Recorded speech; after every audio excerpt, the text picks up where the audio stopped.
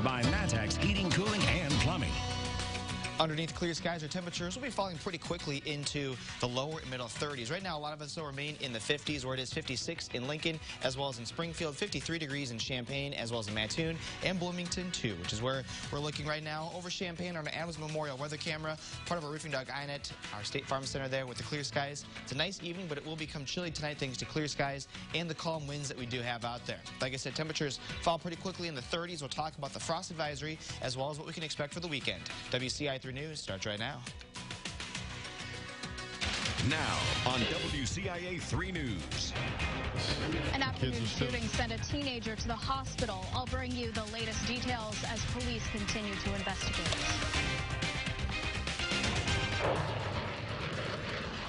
And did your house shake this afternoon? Why two jets blasted across the central Illinois sky.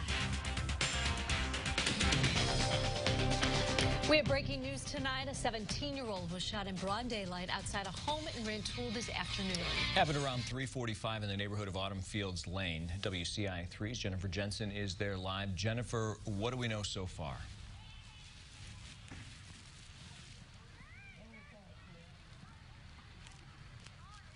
The teenager who was shot was taken to the hospital, but he is expected to be okay. Rantoul police cleared the scene about half an hour ago. There was one police officer who came back to the scene to talk to the family. He's standing behind me right now. This is where it happened. They just cleared the scene, like I said, about half an hour ago, and while they were here, they talked to the family of the victim and witnesses. They say the teen who was shot was walking down the street and getting into a car when the shooting happened. Police haven't made any arrests yet. For now, these are all the details they will be releasing. I just spoke to the family of the boy who was shot. We'll hear from them on what they saw happen tonight at 10. Live in Rantoul, I'm Jennifer Jensen, WCIA 3, your local news leader. All right, Jennifer, thanks. People are questioning the path some young people are taking after several violent crimes in Champaign-Urbana. We told you this week police arrested two teenagers for an armed bank robbery in Champaign. It's just one example of what community leaders are trying to stop. WCIA 3's Andy Olson is live in Champaign. So, Andy, how are they going to do that? Jennifer, adults who work with kids say open conversations can be a big help.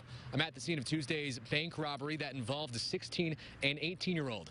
Those same adults are wondering how we got here. Tuesday's armed bank robbery in Champaign is one of the most recent crimes involving teenagers, but it's not uncommon.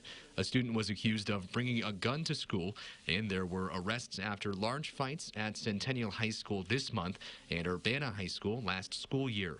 Community Coalition leader Tracy Parsons said last week there's still more to do. The kids are still struggling. We've got way too much community violence, but we're in a good place as a community, and by all coming together, we really can solve these tough social and economic issues. The leader of East Central Illinois Youth for Christ says having conversations has helped them connect with hundreds of teens. Executive Manager Willie Comer says a prevention instead of intervention policy needs to start taking place. That we're reaching kids third grade, second grade, sixth grade, fifth grade, and so we're able to turn and adjust those minds at early ages so that by the time they become juniors and seniors in high school, 16, 17, they're already on a different path. That's exactly what two brothers from Champaign were doing in a Garden Hills second grade classroom. They've reached success in college football and their careers. Now they want to be role models for kids. We love giving back to our community, and right when Ms. Wyatt gave us a call, like, we jumped at the opportunity to come back and actually to come back to the community, because this is where we were raised. We were born and raised here, so yeah, we just love it. Comer says his organization has started a Friday lunch crew with Central and Centennial high schoolers. Tomorrow, they'll get to discuss this week's events and how they can all prevent more teams from heading down the path of crime. Live in Champaign, Andy Olson, WCIA 3, your local news leader. All right, Andy, let's hope it works. The Champaign Community Coalition is hosting CU Fresh Start Call-In tonight. It's for people on probation with a history of gun violence. Law enforcement, social service providers, and community members are going to be there. Their goal is to provide information that'll help them move their life in a different direction. There's a dispute in Champaign over the Citizen Police Review Board. It comes after a council member called for a study session to discuss the Human Relations Commission absorbing that subcommittee. The Citizen Review Subcommittee is responsible for an, quote, unbiased review of the investigation of citizen complaints against the police department. Council member Clarissa Foreman said Tuesday she's not convinced the subcommittee needs to operate independently. Emily Rodriguez, the chairwoman of that subcommittee, tells WCIA the role of the group is indispensable. It allows us to focus like a laser on our one key mission, and that is to restore access to law enforcement after an unfortunate interaction with Champaign Police Department. Rodriguez fears if the citizen aspect is gone, some people who might otherwise come forward with a complaint won't. The Citizen Review Subcommittee next meets on November 13th. Now, we did try to reach out to Councilmember Clarissa Foreman for comment. We have not yet heard back. A Champaign man is accusing police of ordering a law enforcement dog to bite him after he had surrendered. 28-year-old Matthew Hall filed a lawsuit saying he was brutally attacked this summer after a traffic stop near Prospect and Bloomington Roads. The suit says police commanded one of their dogs to attack Hall. He says the dog bit him about 6 times and he was hurt. He's asking for a jury trial and damages. A lot of you might be wondering what law enforcement is doing to solve the crimes we report. They use, of course, a variety of methods. Some require reaching out to you. The Piatt County Sheriff's Office is doing exactly that with its Crime Watch initiative. WCIA 3's Jessica Coons is here. So, Jessica, this isn't exactly new. It's been around for several years, but there's a new push to get people to use it.